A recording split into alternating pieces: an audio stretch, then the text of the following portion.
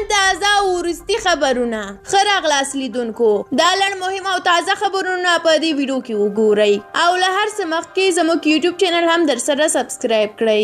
لومړی خبر د افغانستان ملي امنیت شورا سلاکار حمدالله محب وایي چې دا مهال له وسلوالو طالبانو سره ژورو مذاکراتو ته ښکته شوي تر څو په نظام کې د طالبانو شمولیت په موخه پر یوې سیاسي حل لارې تفاهم ته ورسیږي. محب دا څرګندونې تېره شپه د منځنۍ اسیا ستونزو حل لارې تر عنوان لاندې کنفرانس ته چې په بحرین کې جوړه شوې وه کړي دي. دوم خبر نامعلومو وسلوالو نن سهار په کابل ښار کې د پامیر فیضان په نوم یو څارنوال د 5 ناحیې اړوند د عربان سیمه کې په ډزو وژلی دی.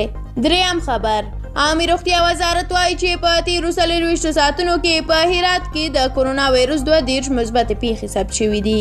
څلورم خبر سید اسحاق ګیلاني ویلي دي چې د په شمول مولوي شاهد الله شاهد رحمت الله نبیل او زهرا فرخنده نادري ته په دې اساس د مصالحې عالی شورا په لومړنۍ ناسته کې د ګډون اجازه ورنه کړل شوه چې ولسمشر محمد اشرف غني ورسره مخالفت درلود. نوموړي زیاته کړې ده کله چې موږ نشي منلی په یقین چې ملا هیبت الله او ملا برادر خو په پرېکنده توګه نشي منلی. اوس موږ ته ثابته شوه چې د سولې پر وړاندې اصلي خنډ حکومت دی.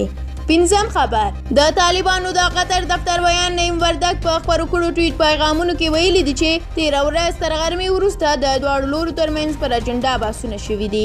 د په وینا ګډې کمیټې پر هغو مسایلو بحث کړی دی چې له مخې به یې اجنډا ترتیب کیږي. بلخوا بیا د افغان حکومت د مذاکراتي پلاوي غړی نادر نادري هم وایي چې د دواړو لورو ګډې کمیټې پر اجنډا خپله لومړنۍ غونډه ترسره کړې ده.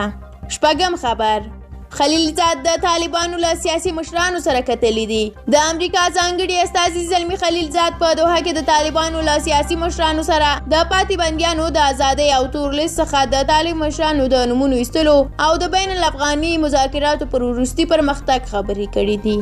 او په آخري خبر کې هم د حزب اسلامي مشر ګلبدین حکمتیار له ولسمشر غني او حکومت څخه یې غوښتي دي چې د سولې بهیر د بریالیتوب لپاره د واک سوله ییز لیګ ته تیار شي. نوموړي په یوه وینا کې ویلي چې دا کار به د راتلونکي ګډ او هر اړخیز دولت جوړېدو ته زمینه برابره کړي. د په وینا له دې پرته د افغانستان د روانې کشالې د حل بله لاره نشته.